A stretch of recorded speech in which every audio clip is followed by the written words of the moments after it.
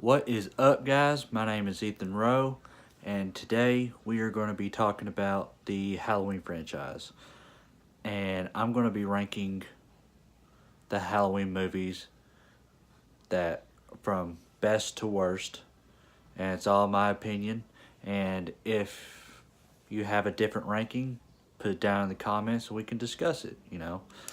But let's just dive right into it. My we're, we're going to go from worst to best. So, and these are all movies that include Michael Myers. Halloween 3, it's good. I love it, but it don't have Michael Myers in it, so I'm just going to leave that out.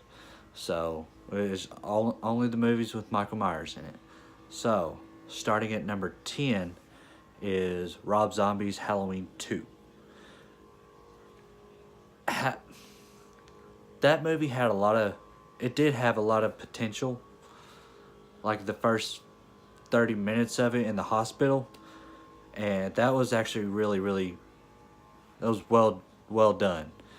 But after that, it just went so far fetched, and it was hard for me to get into the movie because of the white trash that was displayed all throughout the movie. And I watched it again about a couple months ago, and I was just I could barely make it through the movie, honestly. It's actually so bad. And the way Rob Zombie did Michael Myers was very upsetting to me. Making him talk, saying die at the very end, and killing Loomis. It's a bunch of bullshit, in my opinion. I really hated it. But moving on, we're going to do, at number 9, Halloween Resurrection. That movie was god awful, really. And I'm surprised I put Halloween Resurrection above Rob Zombie's Halloween 2.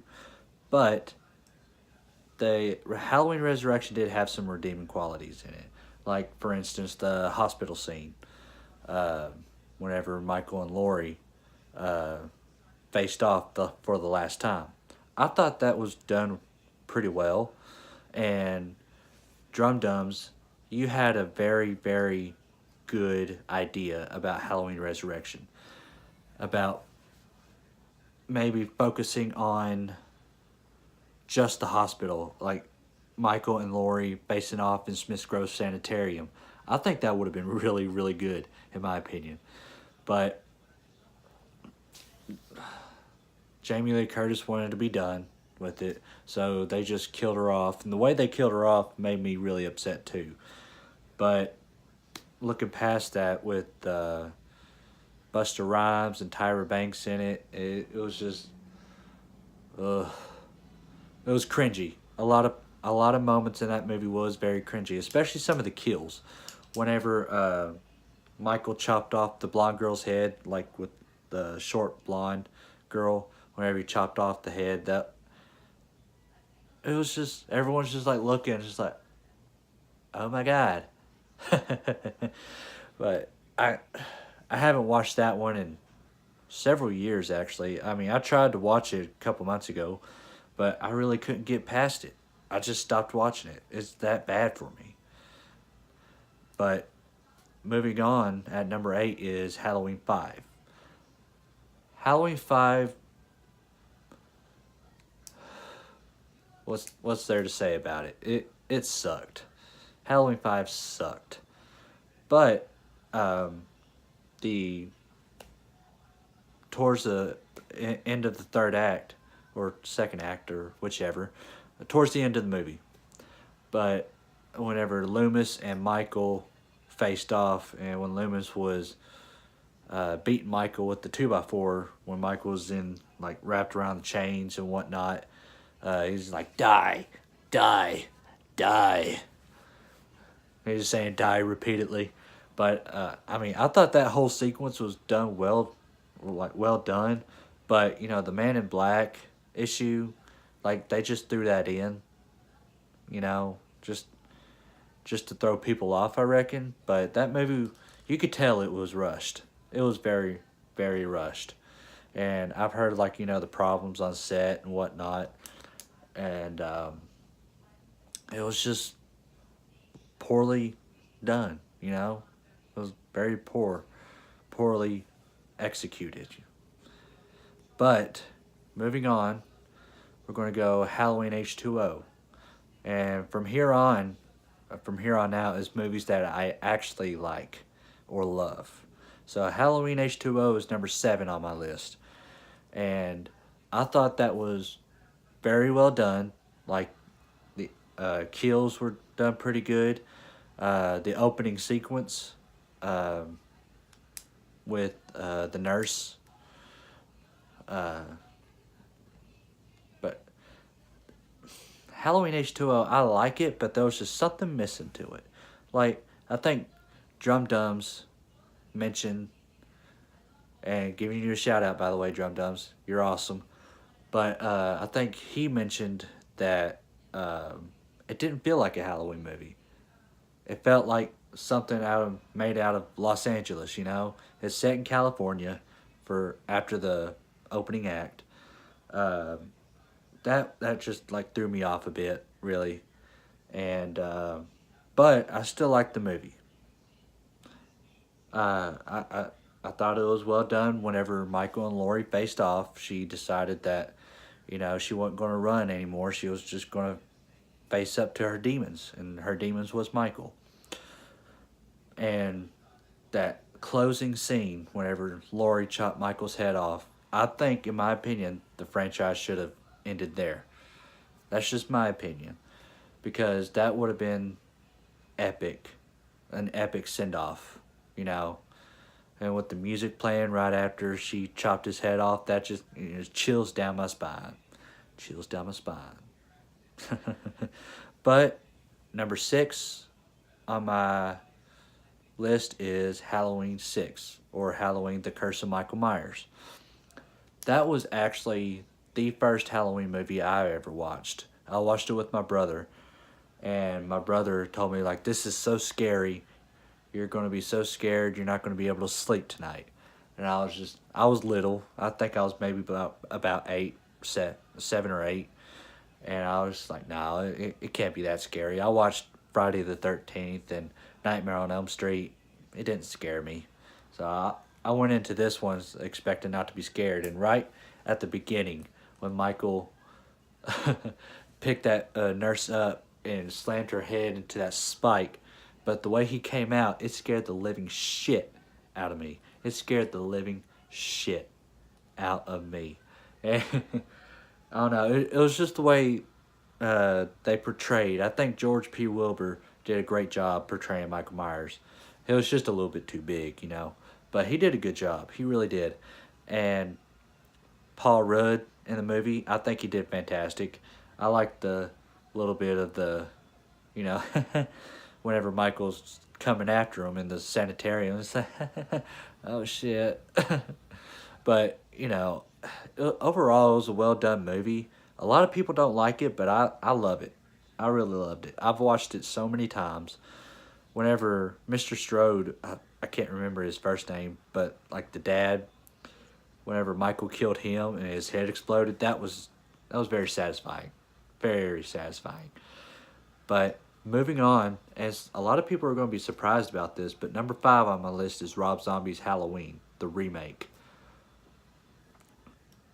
In my opinion, I love this movie. I really do. I remember watching it whenever it came out on DVD. My mom bought it for me, and I was only like 9 or 10, and but I remember watching it, and I was trying to compare it to the original, but I had to stop doing that. I had to, like, be open-minded. And whenever I started doing that, I just fell in love with the movie. I mean, there are some portions where it is a little bit overboard with fuck and bitch and, shit. Like, at the very beginning of the movie, or Ronnie, I think his name's the crippled bitch.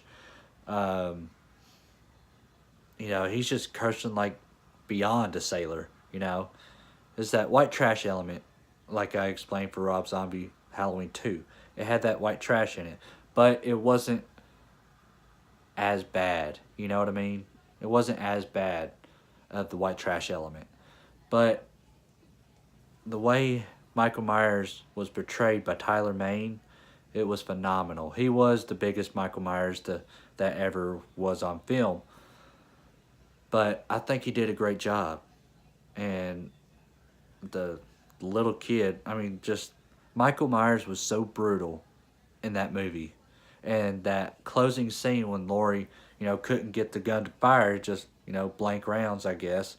And then when Michael grabbed a hold of her hand and just pow. I think, in my opinion, they should have just left it at that. They shouldn't have done a sequel to it. Because I like the like wondering what's going to happen, like wondering what happened after that. Like I didn't need to see in the sequel what happened after that, You know what I mean? I didn't need to see it, but my mind, I like wondering. I like, just leaving it off at that. That would have been perfect in my opinion. But Halloween, Rob Zombie's Halloween remake was done well. It was well done. Excuse me. But moving on to number 3 is Halloween 4, The Return of Michael Myers. I love that movie. I love that movie. It's near and dear to my heart, really. And I grew up watching it every year on Halloween on the AMC Fear Fest, really. And I still do it, actually. They have like a Halloween on Halloween marathon. And I love Halloween 4. It is a great movie. The only thing about it, is the mask. Everyone talks about how bad the mask was. And they kind of cheated us, with the poster for Halloween 4. It looked like the original mask, but, once you saw it in the movie, it was completely different. And at the school scene, whenever they had the pink Myers mask, that was just, it was a little bit ridiculous, but I thought Halloween 4 had the best cliffhanger in the horror genre, really, in my opinion. Because it was so shocking whenever Jamie picked up the scissors and stabbed her stepmother or adopted mother or whichever. And Loomis going, no, no, oh God, no, Michael, Michael. But it's just, it was a very, very good cliffhanger in my opinion.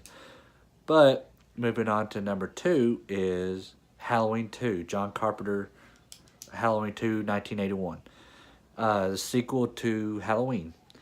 It honestly, you could do Halloween and Halloween 2 as just one big movie, really. Because it literally picks up right after the events of Halloween, 1978. And I thought it was so well done. I do love the score in Halloween 2. It's different, very different from Halloween. But I don't know, it's just something about it. It just makes you want to, yeah, yeah. But, but the hospital, like, I love the slow burn. A lot of people that I've showed Halloween 2, they didn't like that. But to me, the slow burn is the best way to create fear or anxiety watching a movie. That slow burn can really feed off a lot of things. Because you're always wondering when the next kill is going to be. Or when is Laurie going to, wake up or whatever, And then that final act, whenever Michael, Loomis, and Laurie are, confronting one another. And they're in the little surgical room. And Laurie just shoots both of his eyes, the blood tears in his mask, And it is time Michael, boom. And to me, the most iconic shot in that movie or all of the Halloween franchise is whenever Michael is walking out of the fire, and he, you think that he's like, oh shit, like how do we kill this man? Or he's not human, but how do we kill him? And then next thing you know, he falls over dead, presumably dead. But and the shot whenever the mask is burning. I love that shot and that music. Dun dun dun dun dun dun dun dun dun dun dun dun dun. Mr. Sandman, bring me a dream. But that to me is the best sequel in the whole Halloween franchise, and a lot of people would agree with me on that. And but moving on, I think all of you know what number one is going to be is Halloween, 1978, done by John Carpenter. That is the best horror movie, in my opinion, like ever. Like I know there's some really good horror movies out there, but that is just my favorite of all time. Halloween is near and dear to my heart, and I love the Halloween community. Like the Halloween community slash horror community, and the way we all engage to one another and like and respect one another's opinions. Like we just communicate back and forth, and there's no hate, and I love that. You don't get that with the Dragon Ball community, because with the Dragon Ball community, they're just bashing you for what you think, and but the horror slash Halloween community is by far the best community I've ever seen on social media, and especially on Killer Flicks on Facebook. And if you're not on Killer Flicks, go to Killer Flicks if you like horror, slasher movies, and whatnot. And on Fridays they have a free for all Friday, and you talk anything about movies, like any type of movie, any genre. But with that being said, Halloween 1978, done. It's so well done. I can't explain it enough. And it really does look like, a high budget movie by the way it is shot. But it was only done for $320,000 because that extra $20,000 went to Donald Pleasance. And, but, the way they all pitched in to make that movie, it's just phenomenal, because they just wanted to make a movie. John Carpenter and Deborah Hill, they just wanted to make a movie, and I applaud them for that. And they did an excellent job, a very, very good job, because Halloween scared the ever living out of me. It really did. It scared me worse than Halloween 6 did whenever I was little, because Michael Myers is the only the only boogeyman really out of movies that gave me nightmares. Really, Jason didn't give me nightmares. Freddy didn't give me nightmares. Leatherface, Texas Chainsaw Massacre, didn't give me nightmares.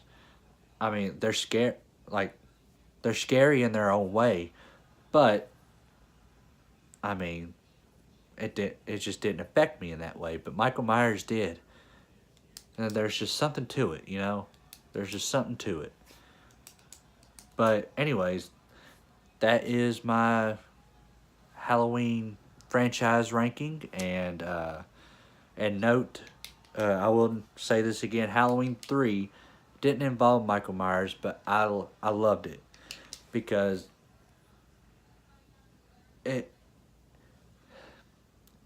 it's really an anthology film, and a lot of people didn't like that. They just wanted Michael Myers, but